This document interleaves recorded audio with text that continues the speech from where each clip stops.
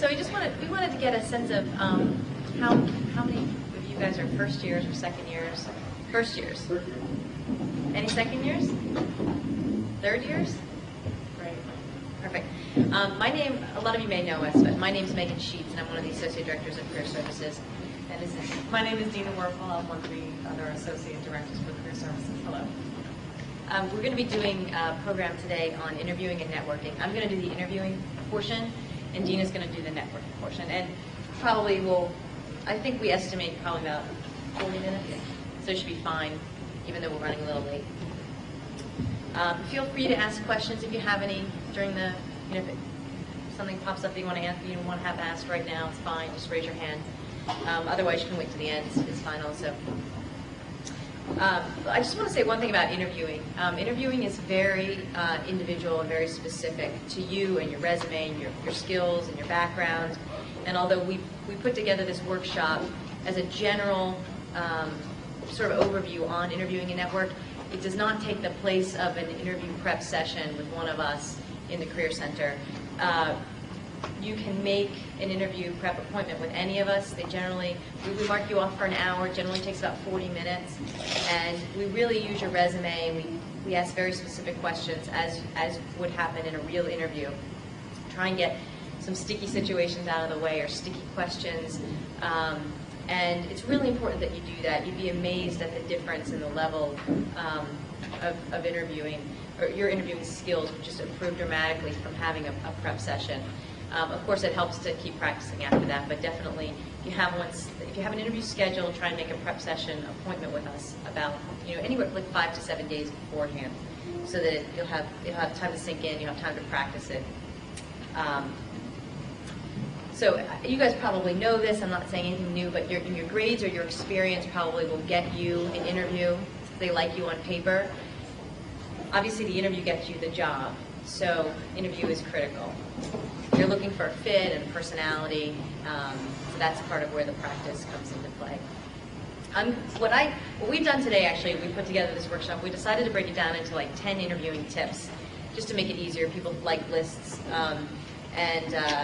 it was pretty easy to break it into 10 different things. Some of them are better than others in terms of tips, but I tried to put them in tip form. The first tip is what we're calling the mother of all tips, and it actually shows up in every one of my tips. It's prepare. It's basically prepare. I broke it down into 3 steps: researching the employer, preparing your resume, and practicing. So first of all, researching the employer, very important. I have a lot of students who come in, and I'm surprised that they don't know, when we're doing an interview prep session, they don't know anything about the employer at all. I'm going to get to this tip later, but one of the very first questions that's often asked, and it's definitely an important one, is why do you want to work for me, or for this firm, or for this organization? And if you don't have a compelling answer to that, and it's the first question, you've probably lost your chances at that position. So you want to work really hard to research the organization or employer.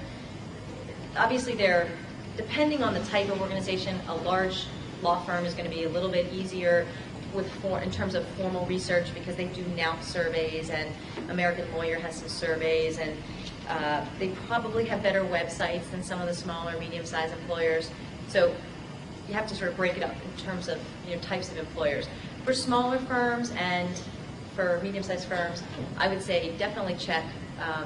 Many of them do have websites. If you want to read those websites, read those websites carefully for practice areas, biographies, locations.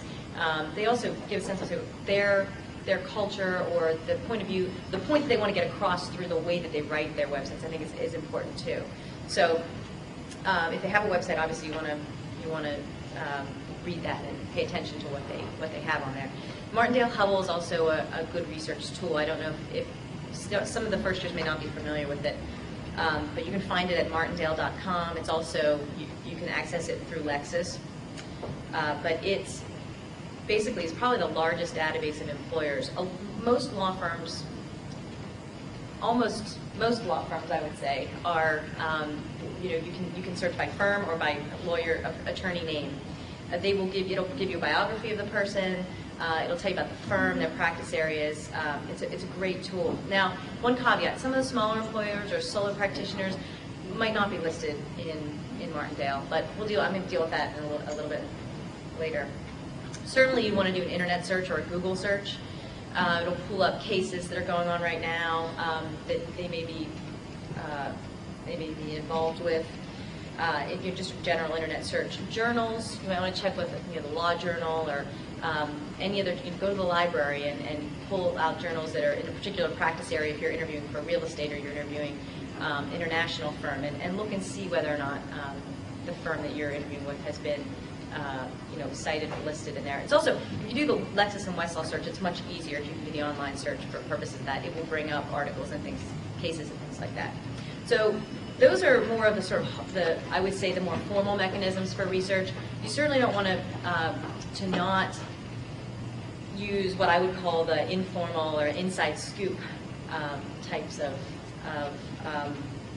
resources. That involves talking to friends, and talking to alums, talking to local attorneys, talking to your parents or siblings who may be lawyers in the area. It also involves talking to us, the Career Center. Come in and see us, and we have a lot of information on organizations and law firms that you may not be easily accessed through the internet or things like that. So try and use us. I just wanted to say a little bit about, I have gotten a couple phone calls this semester from people who just cannot find anything on employers. And that's not necessarily very common. And certainly if you have that, I've gone around and asked every career counselor, including Joan King, who's been the director for 13 years, and she usually will know something. So if you can't find anything, contact one of us, and we will track something down for you. But if there's nothing, then you're not at a disadvantage, because nobody's going to know anything about it. But I think that's an exception rather than the rule. The second prong of preparation is prepare your resume and read it and know everything on it. It sounds very obvious, but you may be a Richardson Scholar or a Carswell Scholar. Do you guys know who those people are? That can be asked, so you want to prepare things like that. If you are a member of an organization here at the law school or elsewhere that's on your resume, it may say Health Law Society or International Law Society, and you're interviewing for a real estate position or something sort of unrelated, they might want to ask, why are you interested in health law? Why are you applying for a real estate position? So be careful about those things too, and have a good answer for that if it comes up. Another thing that's important is if you've ever had a publication, first years you may not have had anything, but third years you may have either done a writing competition or be on a journal. You definitely want to know inside and out your note topic and your thesis and your conclusion, because that can be asked, it's asked regularly. And certainly if you can't be very articulate in what your thesis was, that'll be a negative factor. And the third prong of the preparation is the practice. I've already talked a little bit about the interview prep, which I think is very important and critical. So try and come in for one of those. I had a student who came in to see me, and it wasn't for an interview prep, it was for a counseling session, and he explained to me that he'd been on a bunch of interviews, he hadn't gotten anything, no callbacks, and so he was nervous about what that meant. And I said, well, have you come in for an interview prep? And he said, no, I wouldn't want to do that. That I would be too rehearsed, it would come out too canned.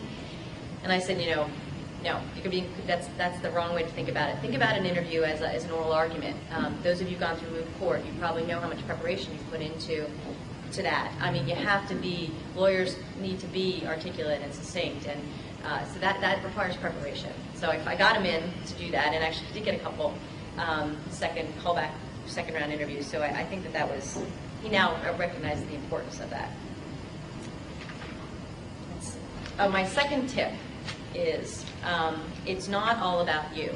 And what that means is a lot of times students get caught up in telling the employer why they want the job. I want to get experience in this area, or I've always been really interested in this and I want to learn more about it. I had a student who was applying for clerkships, and she came in for an interview prep, and my first question to her was, why do you want to work for me? I was a judge. I was playing a judge. And she said, well, I understand the importance of writing and research. I don't feel like I got enough of that at law school. I really want to strengthen those skills, and I think I can do that through this internship. Well, that was a terrible answer, because the judge doesn't want to know that you're applying just because you want to work on your legal writing skills. So we worked through an answer for that was significantly better. This is also I would say the biggest mistake made in cover letters is telling the employer why you want to work for them, what you're going to get out of it. So it's also something to think about in terms of cover letters. It's something we talk about in an interview prep session. You really want to tell them why your skills and accomplishments fit in with their firm and what you can do for them. So remember that. Number 3 is first impressions count. There's a couple different prongs to this one too, but in terms of just the interview itself, of course you want to arrive on time, if not early. You don't want to be late for an interview. You want to greet the support staff, receptionist, with respect and courtesy. They're sort of the first line of defense, and you certainly don't want to be rude to them. You meet the person you're interviewing with, firm handshake. You want to greet them by name, nice to meet you, Mrs. Jones. They may say, please call me Mary, which is fine. The one thing that we see over and over again in surveys and even interview prep sessions is the eye contact is a major issue. It's cited in, for example, this NALP booklet, which some of you may have read. It's an insider's guide to interviewing. NALP happens to it be a little bit more relevant to the larger firms, so it's not something that it's good sort of as a general overview, but you may find that some of it is more geared toward the larger firms, and it's not as relevant. But there's some good things in here. For example, it said, one of the hiring attorneys would say, points are deducted for failure to make direct eye contact. And just in general, NALP was saying that eye contact is frequently cited as an important characteristic of confident body language. Joan King had an interview prep with somebody who, again, wasn't getting many callbacks or second rounds or whatever you call it, offers. And the woman had not had an interview prep. And when Joan did interview prep with her, she noticed that this woman would focus on the corner of the room. She never looked at the interviewer. That is, that's something that's very off-putting to an interviewer. So that's something we can catch in interview prep as well. The second part of the first impressions is attire or dress. And I would say, obviously, you guys know that the law profession is very conservative. Err on the safe side. Wear your darkest suit. White tie. Men. Well, women too, but they can get away with a little bit more. With men, a gray or a blue suit with a white or a blue shirt would be great. I had a student who wore a pink shirt, and he said that the interviewer was noticeably distracted by his shirt, so that was a negative. Red tie, just tone it down. Once you get things get a little less formal when you start at the firm. Maybe you can wear a little bit of a different color shirt or something, but not for the interview. For women, a lot of women say pantsuits, skirt suits. I'm really on the fence about that because I don't think that there's anything wrong with pantsuit. However, we've heard from women attorneys and firms that they do prefer women to wear skirt suits. If you have one, again, err on the safe side and wear that. One of the hiring attorneys says that a candidate cannot be sloppily dressed because that is not somebody I can bring to a meeting with a client. It's very important. They look at you in terms of, could I show this person to a client or a trial attorney? If you interview with a trial attorney, could this person second seat me at trial? Would I want them in front of the jury? So cleanliness, and you definitely don't want to be sloppy. You want to look neat. Spend the extra money for that one good suit right now because it will do. It's important in terms of appearance. It goes a long way. My fourth tip: the best interviews are conversations. You want to develop a good rapport and have a dialogue with your interviewer. Obviously, it will depend on who your interviewer is. In some situations, you may have somebody who looks to be about your age, a first or second year attorney in a firm, and you don't want to get too comfortable. You want to have what we call today a professional conversation. So you don't want to talk too much about personal things, but you want to have a nice back and forth. You may have an attorney who's an older attorney who really likes that more formal process of I ask the question, you answer the question, and that's how that goes. Read your audience, know your audience, and that's how you'll, maybe that'll be more of a formal interview than somebody who's a younger associate who wants to have more of a conversation. Also, you want to avoid, although you want it to be comfortable and you don't want it to be rigid, but you don't want it to be too casual. In a prior interview prep session, we told a story, you may have heard it, that a student of ours here at Brooklyn was interviewing for a position, and he ended up interviewing with somebody who was a classmate of his at the same school, undergrad. They didn't know each other, but they had a lot to talk about because they went to, I think it was Michigan, University of Michigan, back and forth, really got very casual with each other. And he said, so, how do you like law school? And I said, I love it, and I'm like a pig in shit. And the guy, just thought that was, a terrible thing to say, even though they were really pretty much the same age. It was inappropriate and unprofessional. So that's something you want to avoid, getting too casual. And sometimes the interviewer gets too casual, but you want to maintain the professionalism at all times. Number 5 is what I call the likability factor. And when students come to do interview preps with me, I say this is a hard thing to quantify. It's like an intangible factor. People want to hire people that they like. If you are going to be working, in the middle of the night, you want to have someone that who has a good personality, who's personable, who's flexible, who's willing to help you, and you're willing to help them. So when I say to people, be smile and be enthusiastic, and laugh if it's appropriate. You don't want to appear too rigid or too serious. So what we used to call it, I worked at a law firm, and we called it the pizza test, which some people liked, some people didn't. But it was, who would you want to eat pizza with at 2 in the morning? Basically, like, we're going to be here all night for lots of nights, and you're going to be working late. Is this person going to be someone that you want to be working with? Again, I know it's an intangible, but it's I think it's just showing interest, enthusiasm, being comfortable, being able to smile. Smiling makes a huge difference when you're in an interview, I think. The 6th tip is market yourself. And that means sit down and think about your strengths and your accomplishments and your skills, and try and weave them into answers that you may be asked at an interview. Think to yourself, what are the things I want to get in no matter what? Whether the question's asked or not, I'm going to try and steer, I'm going to get these things in. If you're on a journal, or you published something, or you graduated from an Ivy League school, or you worked full-time while you put yourself through college, or things that you're proud of, or strengths you have, or skills you got from past jobs, and say, I'm going to get these in. You'll probably have the opportunity to do so. Many people ask that question, tell me about yourself, which scares a lot of people because it's this open-ended question that can really go south if you're not prepared. I mean, you don't want to give them your life's history. They don't care. If you're prepared, that's a great question, because that's a question that can really showcase and highlight your skills and accomplishments. Also, people ask all the time, what are your strengths and what are your weaknesses? It's a strengths question. If you thought about my accomplishments and skills, it'll be a lot more easy to answer that question. I tell people this all the time because they say to me, I don't want to repeat to the interviewer something that they've already read on my resume. The best thing to do in that circumstance is pretend that they haven't read your resume. And I can tell you from experience as someone who has interviewed, someone comes in my door, or when I was interviewing, when I was practicing law, and I didn't have a time to read their resume before they walked in. I wanted them to tell me about them. I wanted to know what school they went to. I wanted to know if they graduated with honors. I wanted to know if they had work experience. Think in terms of, they haven't read my resume, I'm going to tell them about me. So I think that's very important.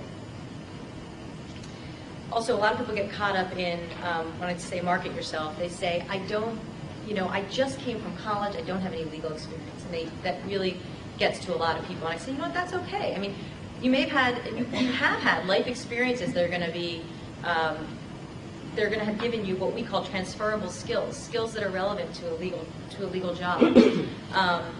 Important skills that, like discipline and attention to detail and teamwork and organization and prioritization. Things like that are very important. You could have gotten them through your job in college, through a summer job, through an internship, through volunteer work. So think about those things. In particular, I had a student who was she was a waitress, and she said, all I've done I was a waitress for 4 years. You know, I had to put myself through college. I worked 2 jobs, pretty much full time. She said, but I don't have anything to say in an interview about what I would be able to offer anybody in terms of legal skills. And I said, you don't think in terms of legal skills. Think in terms of, you know, look at what you've done. You know, you were able to pay for college and put yourself through college while working full time and graduating with, you know, a 3.4. She graduated, you know, with a very high GPA. So what I wanted her to focus on, you know, time management skills, discipline, and again, organization. I think that's important to employers. My 7th tip is, we talked about this before, be prepared to answer the question, why do you want to work here? And I won't belabor the point because I think it's pretty obvious. The research, this is the great opportunity to show off the research you've done on the firm or the organization in which you're interviewing with. And it's, you know, you probably want to focus on, you know, the type of work they do, or the, you know, size, the location, or combination of these things to really get a compelling answer for why you do want to work there. It's very important to the employers. At my law firm, the first question that was asked on we had a sheet to basically rate the interviewee after we interviewed, and the number 1 question was, rate the interviewee's interest in the firm and why. This is very important. The 8th tip is questions indicate interest. You want to have a question or 2 to ask the interviewer at the end of the interview. Now, obviously, if you've had a 2-hour interview and you've asked and answered everything, it was great dialogue, you may not have anything, and you know what, that's fine too. But chances are in a 20 to 30-minute interview, there are things that you're going to want to ask.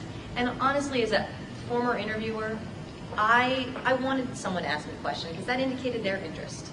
So there are plenty of things. A lot of good questions come from the dialogue that you've had. Oh, you mentioned that you worked on a case involving, you know, blank. Can you tell me a little bit about that? You could, another great opportunity to show off your research on the firm. For example, I noticed from your website you're developing a securities practice. Can you tell me a little bit about that? So those are easy questions. Other questions you can ask are questions that are personal to the employer. I mean, the interviewer, I should say.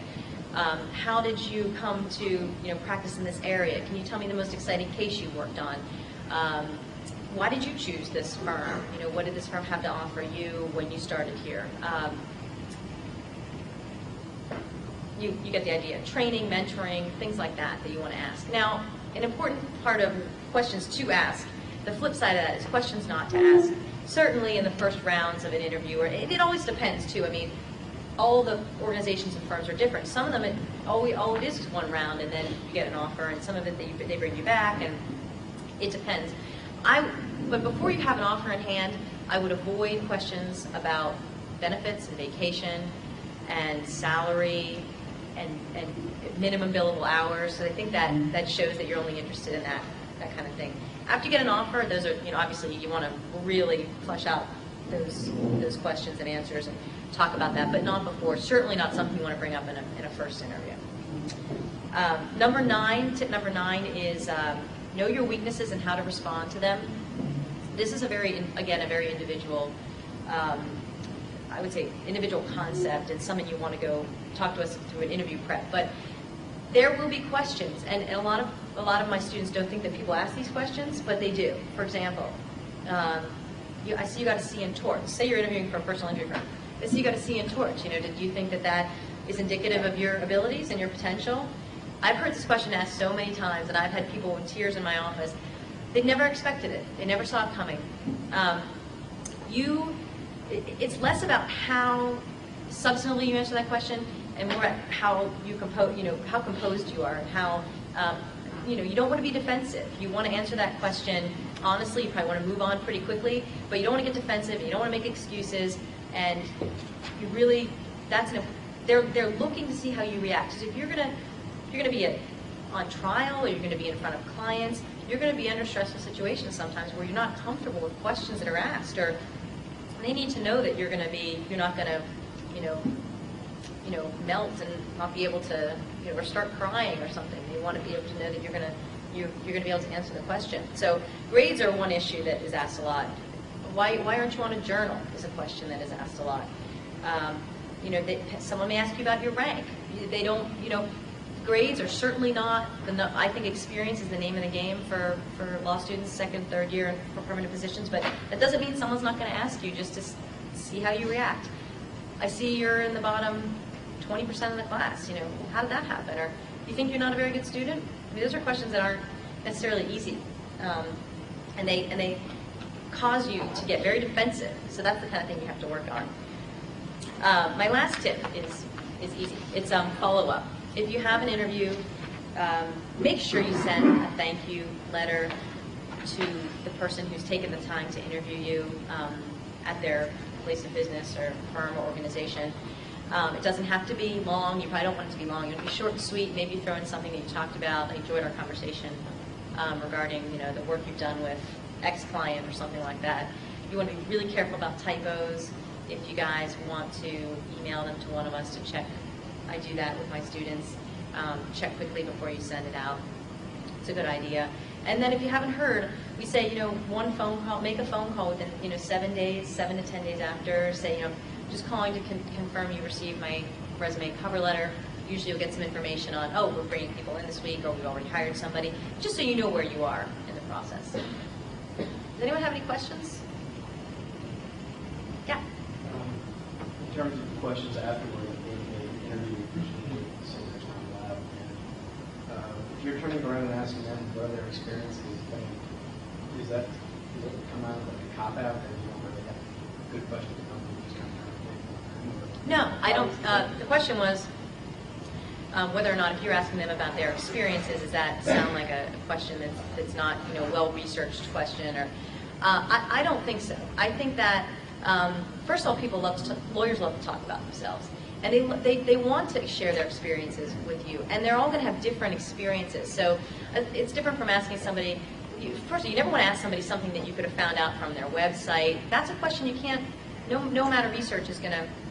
You're not going to know the answer to that question. Now, I see what you're saying. You might want to say to yourself, you know what, I'm going to ask at least 2 questions. One question is going to be a personal question, like what are your experiences? What was your experience like, or how did you choose this firm? Maybe you say, my second question is going to involve the research I've done on this firm. I'm going to ask them, oh, I see you're expanding. Can you tell me a little bit about, is it a practice area? Are you going to have a different office? Then you show that you've done research and you're asking a personal question. Any other questions? Okay. Would you say there's a potential danger in going on and on when answering a question? So I guess this is part of the trying to weave in your skills and strengths. When Right. you're answering a question, you answer the question obviously, but you try to add a little more to it, a little more convincing and selling yourself. But Yeah. is there such a thing as going too far with that? I know it's a case by case thing. It is. When Yes, you can go too far with that, which is a great reason why you should come in for an interview prep. So you can, try it out on us, and we'll say, you know what, you just went on 3 minutes, you lost me after, 60 seconds. We got to cut this down, and we'll tell you, have bullet points. I'm going to talk about my publication. I'm going to talk about my undergrad volunteer work. I'm going to talk about, my internship with the Attorney General's office. These are the 3 things I want to highlight. We'll help you get it down to a workable 60-second infomercial, so to speak, on you. You can go on too long, and once you've lost them, you lost them. Yes? How do you handle, and I had this happen to me last year, how do you handle sort of semi-inappropriate questions, but they are sort of tangentially related to something on your resume? Say like your political, and if it's nothing but political related, it's like a job at a firm, either political views, or I had someone ask me about the derivation of my name, things like that I completely didn't expect, but I knew the answer to. It's just not necessarily something I would want to share with them. Right. Well, there's sort of a fine line between just all-out illegal questions and then ones like, oh, what is the derivation of your name? I think you probably answer that question without too much heartburn. I don't know. I mean, clearly questions asking about, whether you're married or whether you have children, are you planning to have children, or those are really, they are not allowed to be asked. If you have on your resume, this is why it can be dangerous to put things on your resume, like I worked for the Republican National Committee, or someone who's a Democrat in Congress. You're sort of opening the door to being asked about your political views. And a lot of people decide not to put that on their resume. You may be heavily involved in pro-choice or pro-life. You might want to stay away from that on your resume, because that's going to, if you're opening the door, you're opening the door. But if you want to come up later, we can talk about that, form down. I'm going to let Dina start so we can get through, but you guys come up and ask us questions after, or Dina, we'll ask if you have any additional questions. I see that we have a lot of first years, we have some second years, we have some third years. And first of all, this is a really exciting time for you all because soon you're going to be part of the legal community. And a really great way to ease your way into the legal community as well as help you find jobs is through networking.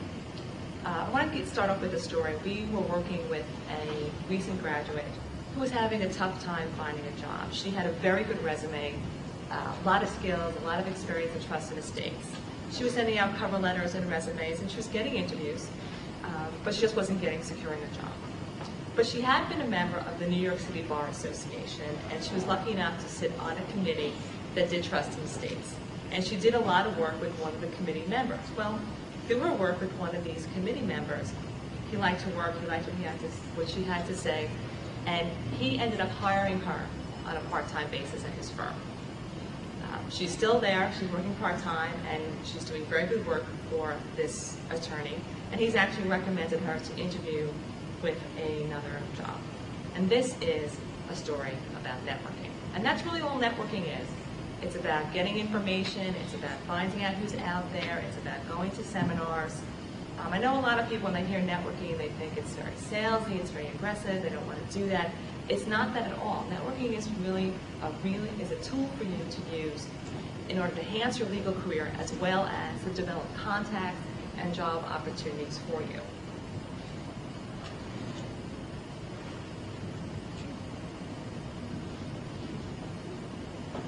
I want you also to realize about networking, two important facts about people and why networking is so successful, something that Megan had brought up before, is that people like to talk about themselves, especially lawyers.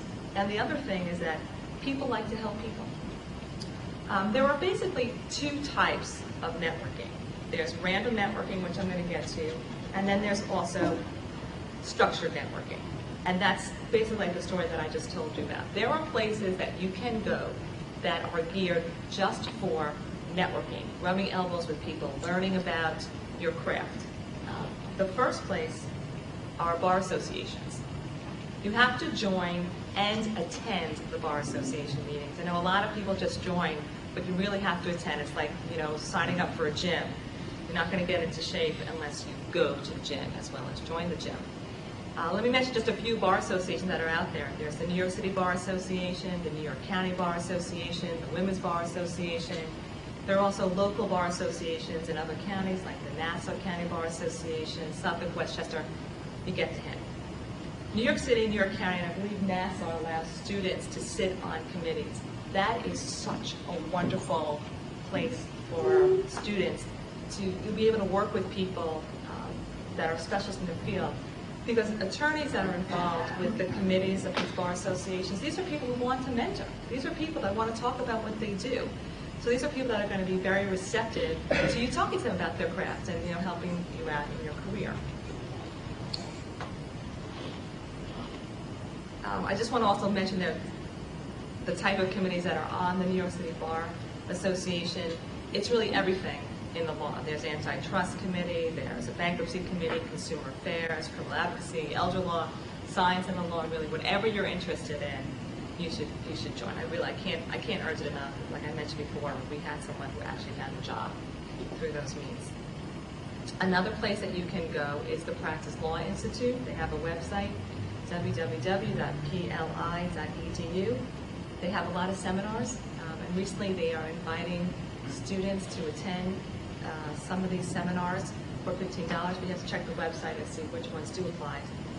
But there's also the same thing like the bar associations. You're going to have specialists in the industry talking about elder law, corporations. It's a great way to learn about the law. You can also talk to these people afterwards as well as talk to people who are at the seminar and find out who does what. Other things that are coming up, the Equal Justice Works Fair, that's in October 23rd and 24th in DC, and the NYU Job Fair. Another way that you can structure your networking is something called informational interviews.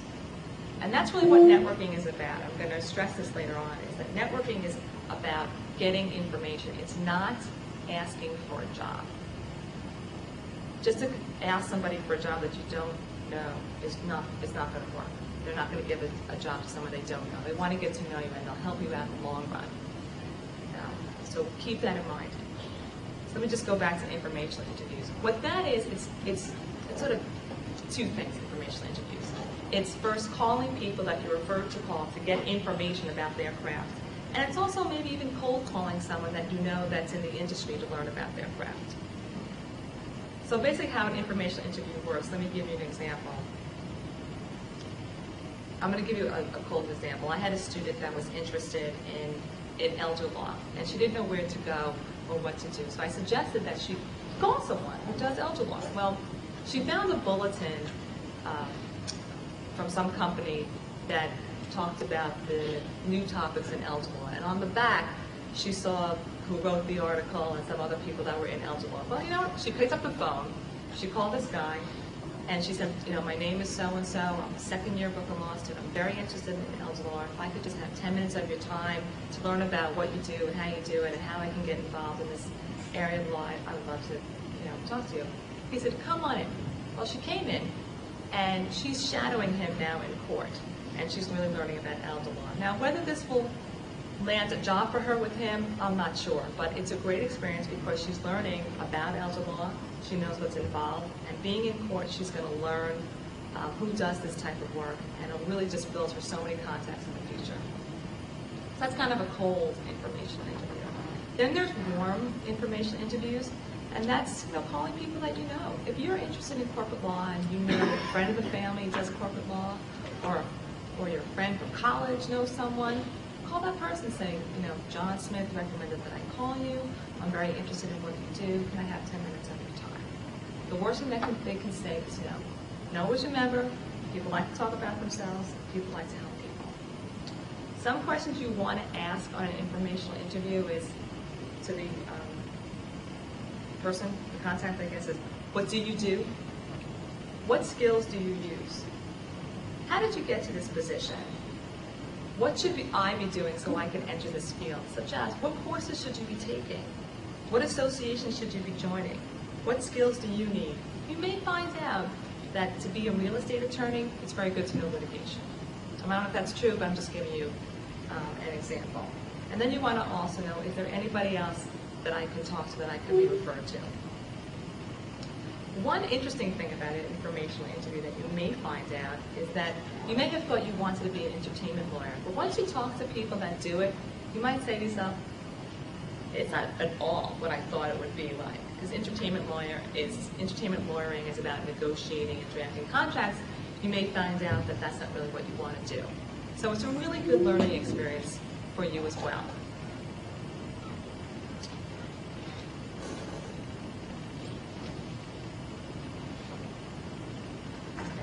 The other part of networking is what I call brand networking. Think of it as networking is really sort of a state of mind, and you should always be looking for opportunities. One thing to do sort of random networking is, a lot of people belong to sports leagues. I had a friend of mine that was a member of the New York City Roadrunners Club and was running in a race, and was running with this guy next to her, and she, you know, started talking to him. Turns out he was the general counsel of a company. She had a background as a criminal litigator, and they talked pretty much the whole race. She kept in touch with him through the whole race. And at the end, he said, you know, send me your resume. She sent the resume, and she ended up getting a job. And I know if she got that, if she sent her resume on her own, she would have never gotten the job. Now, these are, you know, I want to point out that not everybody you talk to is going to end up in a job, but you want to keep these contacts going. You want to keep in touch with college friends, with professors, with law school friends, former employers, find out what they do, who they know. Another thing you want to do is read up on trade journals, newspapers. Who's writing the articles? Who's in the know? Maybe this is somebody you may want to send a letter to saying, you know, I read your article on corporations. I would love to have the opportunity to speak to you about what you do. And like I said, while this may not end up in a job for yourself, but it's going to be a contact. It's somebody that you can speak to later on. And you'll also learn so much about your trade. If you do speak with somebody and you get their time, like Megan had stressed in the interviews, you must send a thank you letter. You have to thank them for your time, for their time. If you don't, all is lost. Everybody wants to be thanked. I also want to bring up, you don't want to keep, harassing, contacts that you have when you network. Other things that you should be doing is you can prepare your own student business card. A lot of times you'll meet people that say, oh, let me have your name and number, and you're writing it on like a scrap, piece of paper on a matchbook. In the career planning manual, we have a sample of what the student business card should look like, and just a basic, business card, nothing fancy, with your name, candidate for JD, your year, Brooklyn Law School, with your number. Please make sure, if you do have your phone number on there, that your answering machine has a professional outgoing message. So if somebody does call, you don't want it to be like, hey, this is Joe. You want it to be a nice message.